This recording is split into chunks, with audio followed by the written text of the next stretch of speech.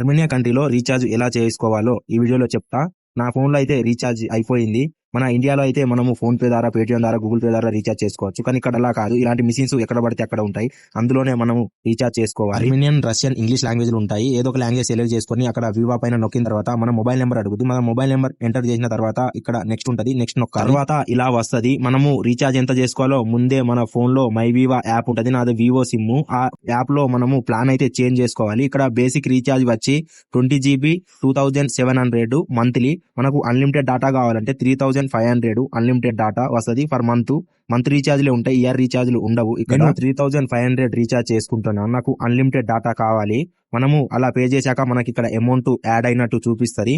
మనము next pay నొక్కినాక మనకు recharge అయితే అయిపోతుంది. మనకు ప్రింట్ కావాలనుకుంటే ప్రింట్, డోంట్ నాట్ ప్రింట్ అంటే మనకు అవసరం లేదు ప్రింట్. మన మొబైల్లో, నా ఫోన్ లో మై వివా యాప్ ఉంటుంది. అది ఓపెన్ చేయగానే ఇలా అయితే వస్తుంది. మనకు 10,000 minutes calls, unlimited internet, 300 messages వస్తాయి. దాంతో పాటు మనము ఆల్ ఇంటర్నెట్స్ కూడా మాట్లాడుకోవచ్చు. మన ఇండియాకి కానీ ఏ కంట్రీకైనా మనం డైరెక్ట్ వాళ్ళ నెంబర్ కి కాల్ చేస్తే మనకు ఫోన్ లో నుండి కాల్ వెళ్తుంది, వాట్సాప్ కాల్ కాకుండా.